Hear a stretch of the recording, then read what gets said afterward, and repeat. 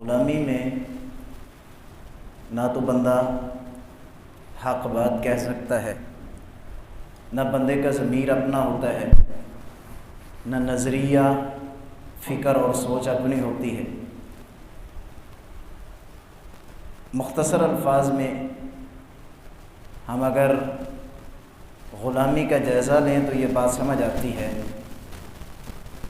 کہ ایک انسان دوسروں کے اشارے پہ چل رہا ہوتا ہے، اس کے پاس اپنا کچھ بھی نہیں ہوتا، وہ دوسروں کی بات مان رہا ہوتا ہے، یہ ہے غلامی۔ وہ مجبور، بے بس اور بے کس ہو کے لوگوں کی بات مانتا ہے، اس چیز کا نام غلامی ہے۔ غلامی کی کئی صورتیں ہیں۔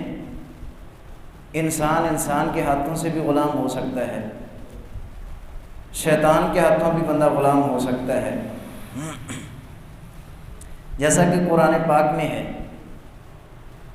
الم اعہد الیکم یا بنی آدم اللہ تعبدوا الشیطان۔ انسان شیطان کی غلامی بھی اختیار کر سکتا ہے، انسان دولت کی غلامی بھی اختیار کر سکتا ہے۔ تائس عبد الدینار، تائس عبد الخمیسہ، یہ حدیث مبارکہ کے الفاظ ہیں۔ انسان اپنی خواہشات کا غلام بھی ہو سکتا ہے، اپنی اولاد کا غلام بھی ہو سکتا ہے۔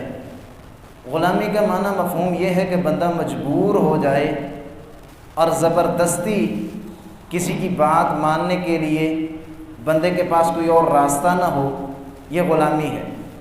اس سے بڑی لعنت اور اس سے بڑا عذاب اللہ تعالیٰ کی طرف سے دنیا میں کوئی نہیں ہے۔ اتنی بڑی یہ اللہ تعالیٰ کی طرف سے لعنت اور عذاب ہے کہ اس سے نجات کی دعائیں انبیاء کرام نے کی ہیں۔ انبیاء کوئی چھوٹی چیز اللہ تعالیٰ سے نہیں مانگتے، کوئی بہت بڑی چیز کا سوال کرتے ہیں۔ جناب موسیٰ علیہ السلام نے اللہ سے دعا کی، رب نجنی من القوم الظالمین، اللہ ظالم قوم سے مجھے آزادی عطا فرما۔ موسیٰ علیہ السلام ہیں اور موسیٰ علیہ السلام کی قوم ہے، جا رہے ہیں، آگے سمندر کی موجیں ہیں، پیچھے فرعون کی فوجیں ہیں، اب نکلنے کا راستہ کوئی نظر نہیں آتا۔ قوم کہتی ہے انا لمدرکون، موسیٰ علیہ السلام اب تو ہم گئے، ہوں تو کھاتا تمام ہو گیا اور نکلن کا راستہ کوئی نہیں، موت ہی موت نظر آ رہی ہے، آگے جاتے ہیں تو موت، پیچھے آتے ہیں تو موت۔ موسیٰ علیہ السلام فرماتے ہیں کلا ان معی ربی سیہدین۔ مختصر ترجمہ اس کا یہ، مفہومی ترجمہ اس کا یہ، اب وقت آن پہنچا ہے کہ غلامی کی زنجیریں ٹوٹنے والی ہیں، اللہ تعالیٰ ہمیں آزادی عطا کرنے والے ہیں۔ موسیٰ علیہ السلام نا امید نہیں ہوئے، اللہ سے دعائیں کی، اللہ نے فرعون سے نجات عطا کی، مدین میں چلے گئے، واپس آئے، قوم کو ساتھ لیا، اللہ نے پھر نجات عطا کی۔ جو قوم مخلص ہو کے اپنی آزادی کی دعائیں کرتی ہے، اللہ تعالیٰ پھر انہیں آزادی عطا کر دیتے ہیں۔ یہ اتنی بڑی نعمت، اتنی بڑی دولت ہے آزادی کہ اس کے لیے دعائیں انبیاء کرام نے کی۔ حضرت نوح علیہ السلام نے دعا کی، اللہ مجھے اس ظالم قوم سے نجات عطا کر۔ جب عذاب آ گیا، کشتی میں سوار ہوئے، کشتی چلنے لگی، زبان پہ جملے آئے، الحمدللہ الذی نجانا من القوم الظالمین، ساری تعریفیں اللہ کے لیے جس نے ہمیں اس ظالم قوم سے آزادی عطا فرما دی۔ اتنی بڑی نعمت اللہ تعالیٰ کی طرف سے آزادی، اللہ تعالیٰ قوم موسیٰ کو آزادی عطا فرماتے ہیں تو اللہ تعالیٰ فرماتے ہیں وَإِذْ قَالَ مُوسَىٰ لِقَوْمِهِ اذْكُرُوا نِعْمَةَ اللَّهِ عَلَيْكُمْ۔ موسیٰ علیہ السلام اپنی قوم سے کہیے میری نعمتوں میں سے ایک خاص نعمت کو یاد کیجیے جو میں نے آزادی کی صورت میں تمہیں عطا فرمائی۔ صبح شام فرعون تمہیں جوتے مارتا تھا، صبح شام فرعون تمہاری تذلیل کرتا تھا، لیکن میں رب نے تمہیں آزادی عطا فرمائی ہے۔ یہ اتنی بڑی نعمت ہے کہ اس کا شکریہ ادا کرو۔ حضرت لوط علیہ السلام اللہ سے دعا کرتے ہیں ربی نجنی واہلی مما یعملون، اللہ مجھے اور میرے اہل و عیال کو اس ظالم قوم سے نجات عطا کر دے۔ ابراہیم علیہ السلام دعا کرتے ہیں، ماں آسیہ سلام اللہ علیہ دعا کرتی ہیں رب ابنی لی عندک بیتا فی الجنہ ونجنی من فرعون وعملہ ونجنی من القوم الظالمین، اللہ مجھے اس ظالم قوم سے نجات عطا کر دے۔ مخلص ہو کے دعا مانگی، اللہ تعالیٰ نے پھر آزادی عطا فرمائی۔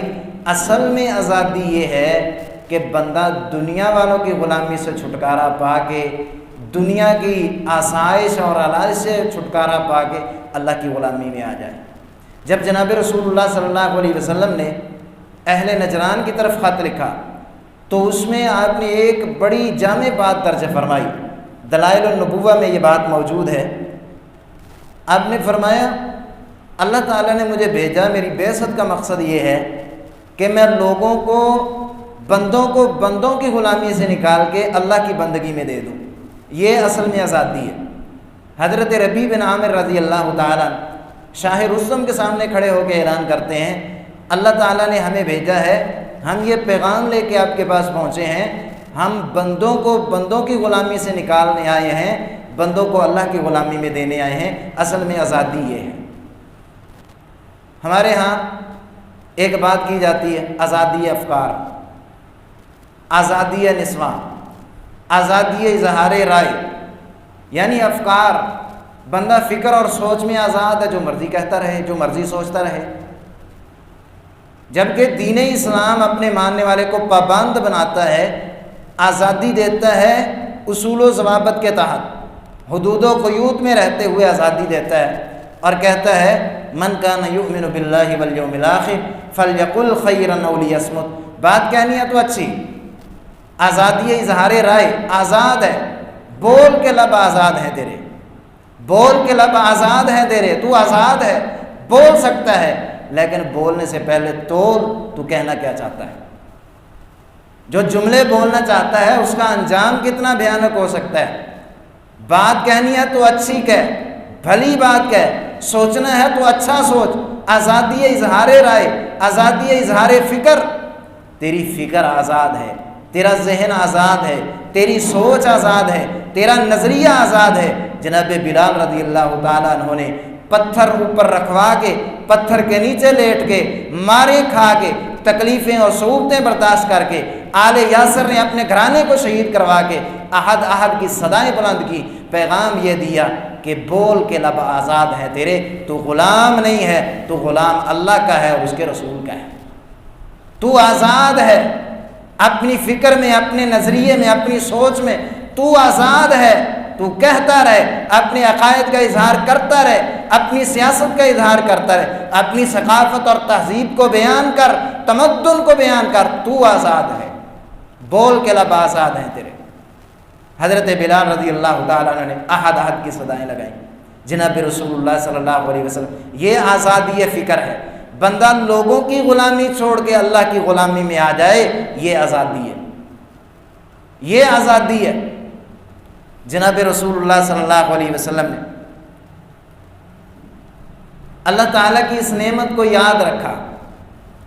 جناب رسول اللہ صلی اللہ علیہ وسلم نے اہل نجران سے یہ بات کی، آپ کے صحابی نے شاہ رستم سے یہ بات کی، ہم بندوں کی غلامی سے چھڑا کے اللہ کی غلامی میں دینے آئے ہیں، یہ آزادی ہے۔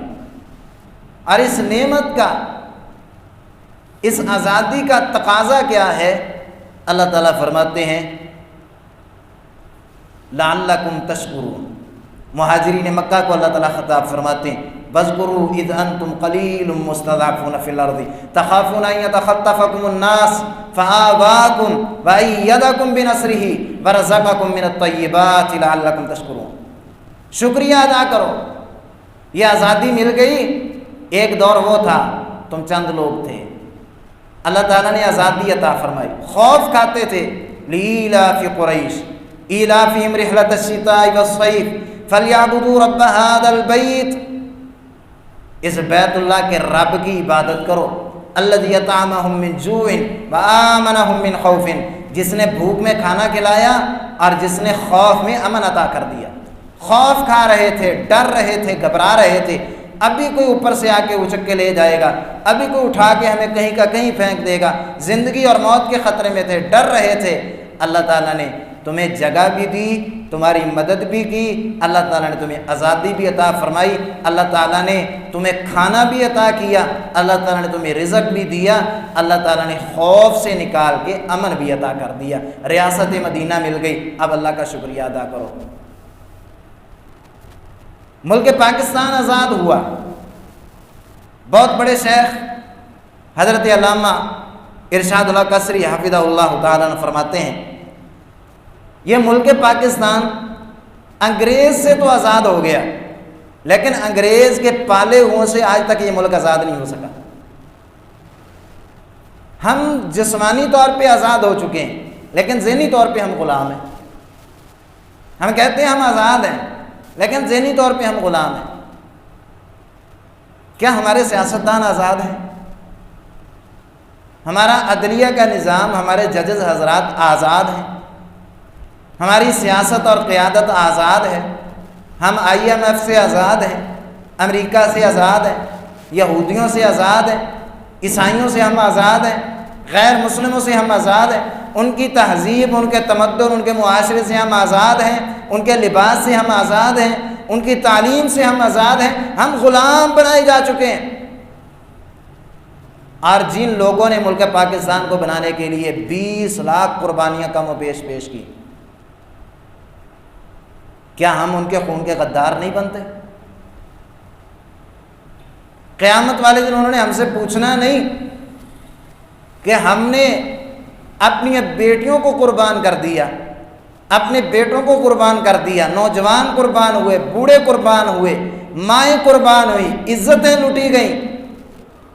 ہم نے تو ملک پاکستان بنا دیا، 75 سالوں میں تم ملک پاکستان کو آزاد بھی نہ کروا سکے، یہاں اسلام کا نظام بھی نافذ نہ کروا سکے۔ قائد اعظم محمد علی جناح سے پوچھا گیا، یہ مطالعہ پاکستان کی 9ویں 10ویں کی کتابوں میں یہ بات آتی ہے، انڈیا میں ایک بندے نے ایک کانفرنس میں سوال کیا، قائد اعظم آپ جو الگ ریاست بنانے جا رہے ہیں، یہاں تو سب کچھ آزاد ہے۔ فرمایا کہ ہم اس لیے آزاد ریاست نہیں بنا رہے، الگ اس لیے نہیں ہو رہے کہ ہمیں یہاں آزادی حاصل نہیں، ہم اس لیے الگ ریاست بنانا چاہتے ہیں کہ وہاں اسلامی اقدار کو نافذ کیا جائے، وہاں اسلام کو نافذ کر دیا جائے۔ ہم اس لیے ملک پاکستان کو آزاد کرنا چاہتے ہیں۔ اور پشاور میں 1948 میں قائد اعظم محمد علی جناح نے خطاب کرتے ہوئے اسلامیہ کالج میں یہ بات کہی کہ ہم نے ملک پاکستان ایک زمین کا ٹکڑا حاصل نہیں کیا، اس لیے نہیں حاصل کیا کہ ہمیں زمین کا ایک ٹکڑا مل جائے، ہم نے ملک پاکستان کو اس لیے حاصل کیا کہ یہاں ہم اسلام کے نظام کو نافذ کر سکیں۔ ہر مسلمان کے پاس ایک قرآن ہونا چاہیے جسے پڑھ کے وہ خود رہنمائی حاصل کر سکے۔ ہمارے بڑوں نے جنہوں نے پاکستان کو بنایا، ان کی خواہشات یہ ہیں، ان کی تمنائیں یہ ہیں۔ 75 سالوں میں آج تک ہم یہاں اسلام کا نظام نافذ نہیں کروا سکے۔ ہم ان کے خون کے غدار نہیں، قیامت والے دن وہ ہمارے گربانوں سے پکڑ کے ہم سے پوچھیں گے نہیں، ہم نے تو قربانیاں دی، ہم نے تو اپنا خون پیش کر دیا، تم نے ملک کے لیے کیا کوشش کی؟ آج تیسری نسل پروان چڑھ رہی ہے، جوان ہو رہی ہے، یہ کہتی ہے ملک پاکستان بنانے کا فائدہ کیا ہے، اسے انڈیا سے الگ کیوں کیا گیا، اس کا مقصد کیا تھا؟ اگر ہم اکٹھے رہتے تو کیا تھا؟ سکھ ہمارے بھائی ہیں، ہندو ہمارے بھائی ہیں، ان کے ساتھ محبت کی پینگیں ڈالتے ہیں۔ میں بتاتا ہوں سکھ کیا ہیں، ہندو کیا ہیں۔ وقت کے دامن میں وقت بہت کم ہے، نہیں تو میں دلائل کے ساتھ اور تفصیل کے ساتھ آپ کے سامنے تذکرہ کروں۔ ایک ٹرین چلتی ہے فیروز پور سے، قصور کی طرف آتی ہے، قصور پہنچنے سے پہلے پوری ٹرین کو ایک پلیٹ فارم پہ دیکھا جاتا ہے، ساری ٹرین میں بیٹھے ہوئے نوجوان، بوڑھے، بچے سارے شہید کر دیے گئے ہیں۔ ایک بوگی کے اندر 1 سے 5 سال تک کے بچے ہیں اور وہ بلبلا رہے ہیں، رو رہے ہیں۔ جب دیکھنے والے دیکھتے ہیں تو کیا منظر نظر آتا ہے؟ کسی بچے کا ہاتھ نہیں ہے، کسی کا بازو نہیں ہے، کسی کا پاؤں نہیں ہے، کسی کی ٹانگ نہیں ہے۔ اس عذاب میں ان بچوں کو مبتلا کر کے چھوڑ دیا گیا، یہ پاکستان کے لیے تحفہ بھیج دیا گیا۔ اتنی قربانیاں دی ملک پاکستان بنانے والے مسلمانوں نے۔ ایک عورت، ایک قافلہ چلا ہوشیار پور سے پاکستان کی طرف آیا، راستے میں ایک عورت پڑی ہوئی، جسم کٹا ہوا، موت کو دیکھ رہی۔ قافلے نے کہا اللہ والی ہم تجھے ساتھ لیے چلتے ہیں۔ جواب آیا میں تو موت دیکھ رہی ہوں، آپ پاکستان چلے جاؤ، جب پاکستان چلے جاؤ، پاکستان کی دھرتی پہ پہنچ جاؤ تو پاکستان کی دھرتی کو میری طرف سے سلام کہنا۔ کیا ہوا؟ میرا خاندان کٹ گیا، میں کٹ گئی، شہید ہو گئی، سب کچھ چلا گیا، پاکستان تو بن گیا نا، پاکستان کو جا کے میری طرف سے سلام کہنا۔ ایسے ان لوگوں نے قربانیاں پیش کی اور ملک پاکستان بنایا۔ وہ باجے بجاتے نہیں آئے، بانسریاں بجاتے نہیں آئے، ڈھول بجاتے اور دمالے ڈالتے نہیں آئے، وہ ناچتے گاتے نہیں آئے، وہ گانے گاتے نہیں آئے۔ یہ نہیں ہوا کہ ایک دن خواب آیا اگلے دن پاکستان بن گیا۔ اس کے پیچھے بڑی محنت کی گئی، بڑی قربانیاں دی گئی، بڑے خون پیش کیے گئے، بڑی عزتیں پیش کی گئی، خاندان لوٹے، قبیلے لوٹے، قومیں لوٹیں، قربان ہوئے، خون بہائے گئے، پھر جا کے ملک پاکستان بنا۔ ایک عورت، قافلہ جلندھر سے چلا پاکستان کی طرف رواں دواں، قافلے نے ایک عورت کو دیکھا رستے میں پڑی ہوئی، جسم کٹا ہوا۔ قافلے والوں نے کہا اماں تجھے ساتھ لیے چلتے ہیں۔ کہنے لگی میرا سارا خاندان شہید ہو گیا، میں اکیلی ہوں، ہندوؤں اور سکھوں نے حملہ کیا، میں موت کو دیکھ رہی ہوں۔ ہاں ملک پاکستان جا رہے ہو، ملک پاکستان جا رہے ہو، یہ میرے پاس میرے خاندان کے تھوڑے زیورات ہیں، یہ لیے جاؤ، جب قائد اعظم کے پاس پہنچو اس کو میری طرف سے سلام کہنا اور یہ زیورات ان کو پیش کرنا۔ ہو سکتا ہے یہ ملک پاکستان کے کام آ جائیں، یہ لوٹ لوٹ کے کھا گئے ملک پاکستان کو۔ میں اللہ سے دعا کرتا ہوں الہ العالمین اگر ان ظالم و بدبختوں کے حق میں ہدایت بہتر ہے انہیں ہدایت عطا کر، اور اگر ہدایت بہتر نہیں اللہ ان کی نسلوں کو عبرت کا نشان بنا دے، اللہ ان کی نسلوں کو مقروض کر دے، زندگی بھر مقروض کر دے۔ ملک کو مقروض کر دیا، لوٹ لوٹ کے کھا گئے ملک پاکستان کو، تماشا بنا کے رکھ دیا ملک پاکستان کو۔ یہ ملک پاکستان لوٹنے کے لیے بنایا گیا تھا، چوریوں ڈکیتیوں کے لیے بنایا گیا تھا، شراب کو حلال کرنے کے لیے بنایا گیا تھا۔ ہاں اللہ پاک نے ملک پاکستان عطا کر دیا۔ اب آخری بات، آخری جملہ آپ کے سامنے رکھتا ہوں۔ اب ملک پاکستان بن گیا، 14 اگست کو ہم نے کیا کرنا، ہماری ذمہ داری کیا ہے؟ پہلا کام، جب اللہ تعالیٰ قوم کو آزادی دیتا ہے تو قوم اللہ کا شکریہ ادا کرتی ہے، اور شکریہ کے طور پہ جب جناب رسول اللہ صلی اللہ علیہ وسلم مدینہ میں تشریف لائے، یہودی 10 محرم کا روزہ رکھا کرتے تھے، اس لیے کہ اللہ پاک نے 10 محرم کو موسیٰ علیہ السلام ان کی قوم کو فرعون اور آل فرعون سے نجات عطا کی تھی۔ اللہ پاک نے اس دن حضرت موسیٰ علیہ السلام کو آزادی عطا فرمائی آل فرعون سے، تو خوشی میں انہوں نے روزہ رکھا۔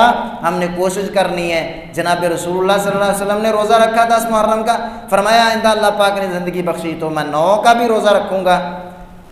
ہم نے کوشش کرنی ہے 14 اگست کو اس نعمت کا شکریہ ادا کرنے کی صورت میں روزہ رکھنا ہے۔ پہلا کام ہم نے اس نعمت کی قدردانی کرتے ہوئے، اللہ کا شکریہ ادا کرتے ہوئے روزہ رکھنا ہے، روزے کا اہتمام کرنا۔ دوسرا کام، سیدہ ام ہانی رضی اللہ تعالیٰ عنہ بیان فرماتی ہیں، حضرت علی رضی اللہ تعالیٰ عنہ کی بہن ہیں، فرماتی ہیں جب مکہ فتح ہوا جناب رسول اللہ صلی اللہ علیہ وسلم پہلے چاشت کی 2 رکعتیں پڑھا کرتے تھے، جب مکہ فتح ہوا آپ نے غسل فرمایا اور غسل کر کے آپ نے نماز چاشت کی 8 رکعات پڑھی۔ ہم نے کوشش کرنی ہے، اللہ تعالیٰ ہمت اور توفیق دے، ہم نے 2 نفل 4 نفل 6 8 جتنے نفل ہو سکیں نفل پڑھنے ہیں۔ اللہ تو نے آزادی کی نعمت سے ہمیں نوازا، ہم اس کا شکریہ ادا کرتے ہوئے تیرے سامنے جھکے ہوئے تیری عبادت میں لگے ہوئے، اللہ یہ آزادی کی نعمت ہم تک اور ہماری نسلوں تک برقرار رکھ۔ اس ملک کے لیے ہم نے دعا کرنی ہے۔ تیسرا کام، بڑا اہم کام، جناب رسول اللہ صلی اللہ علیہ وسلم جب مکہ فتح ہوا، عبداللہ بن مغفل رضی اللہ تعالیٰ عنہ فرماتے ہیں جب مکہ فتح ہوا آپ اپنی سواری پہ ہیں اور زبان کے اوپر تلاوت جاری ہے، اب سورۃ الفتح کی تلاوت فرما رہے ہیں۔ ہم نے تیسرا کام 14 اگست کو کرنا ہے، کم از کم جتنا ہو سکے قرآن پاک کی تلاوت کرنی۔ یہ شکریہ کے طور پہ، شکرانے کے طور پہ اللہ تعالیٰ کے سامنے اپنے آپ کو عاجز اور انکسار بنا کے پیش کرنا ہے۔ اللہ تعالیٰ ہمیں حقیقی آزادی نصیب فرمائے، اللہ پاک ہمارے حکمرانوں کو حقیقی آزادی نصیب فرمائے، اللہ پاک ہمارے ذہنوں کو بھی آزاد فرما دے، الہ العالمین ہمیں اپنا غلام رکھے، اپنے علاوہ کسی اور کا غلام نہ بنائے۔ وما توفیقی الا باللہ علیہ توکلت و الیہ انیب۔ بسم اللہ الرحمن الرحیم، الحمد للہ رب العالمین۔